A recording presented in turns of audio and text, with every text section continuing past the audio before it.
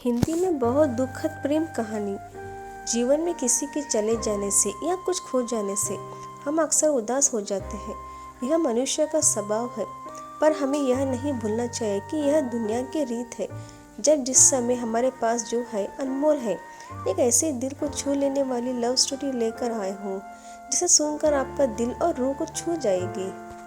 मेरा नाम वसंत है और मुझे प्यार 16 साल की उम्र में ही हो गया था। शायद वो मेरा आखिरी प्यार भी था।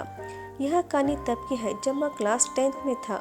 मुझे शुरुआत में प्यार के बारे में ना कुछ पता था, ना ही हमें उसमें इंटरेस्ट था। मेरे सभी दोस्तों के पास गर्लफ्रेंड थी और उसमें से कुछ दोस्त मेरा मजाक भी उड़ाते थे, लेकिन मैं उनके बातों को इग्नोर कर दिया करता था, क्योंकि मुझे ये सब चीज़ें टाइम पास लगती थी।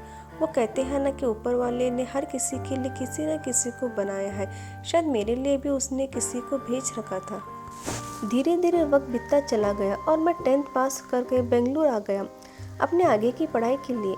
आज मेरे ग्रेजुएशन का पहली क्लास था और मैं बहुत खुश था अपनी क्लास को लेकर, क्योंकि वहाँ पे नई नई चीज़ें सीखने को मिलेगा। अपने दिमाग में ये सारी बातें सोचकर मन ही मन मुस्कुराए जा रहा था। तभी सामने से आती एक खूबसूरत सी लड़की से मैं टकरा गया। उसके हाथों से सारे बुक्स गिर गए। मैं सब कुछ भूलकर बस उसी को देखे जा रहा था। उसकी आंखें और उसकी आवाज़ इतने मनमोहन थे कि मैं बस उसमें खो गया। तभी उसने कहा, ओ हेलो, ध्यान कहाँ है, मेरा बुक उठाओ। मैंने कहा सॉरी। उसके बाद वो क्लास में चली गई। उस वक्त पहली बार दिल में कुछ कुछ सा फीलिंग होने लगा उस अजनबी लड़की के लिए। मैं अपने क्लास में पूरे दिन उसके बारे में सोचता रहा।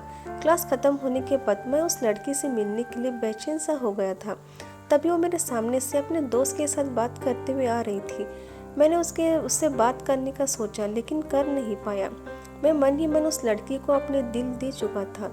एक दिन की बात है, मैं अपने घर से कॉलेज के लिए जा रहा था कि मेरी नज़र उस लड़की पर पड़ी। भागते हुए उसके पास गया और मैंने उसको हाय बोला।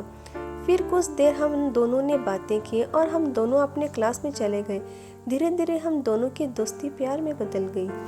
जब हम दोनों कॉलेज से घर जा रहे थे, बीच रास्ते में तेज बारिश होने लगा। सामने कोई घर था नहीं, तो हम दोनों एक घने पेड़ के नीचे चले गए। धीरे धीरे बारिश और तेज हो गई।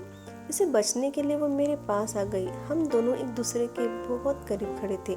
सांसें गर्म हो गई थी।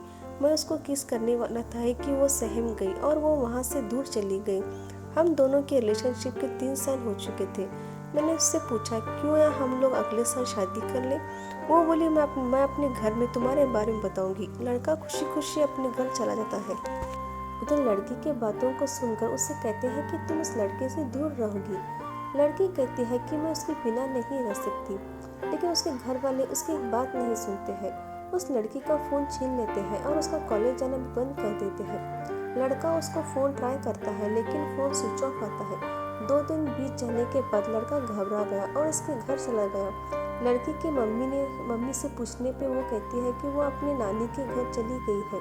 सच तो ये था कि वो लड़की अभी भी घर पे ही थी। लड़का रोते हुए घर चला जाता है। पूरा दिन उसके बारे में सोचते रहता है। वक्त बीतने के बाद लड़की के घर वाले उसकी शादी कर देते हैं। फिर 1 साल बाद उस लड़के को एक पत्र लिखती है, जिसमें वो अपने साथ हुई सभी बात उसको बताती है। लेकिन तब तक बहुत देर हो चुका था। लड़का पागलों की तरह रोना शुरू कर देता है। कहता है, मैं नहीं जीना चाहता तुम्हारे बिना। इतना कहते ही वो वहीं गिर जाता है। आसान नहीं होता प्यार करना। बहुत किस्मत वाले वो लोग होते हैं जिनको अपना प्यार मिल पाता है, नहीं तो पूरी जिंदगी दर्द के सिवा कुछ नहीं देती है मोहब्बत। Please subscribe.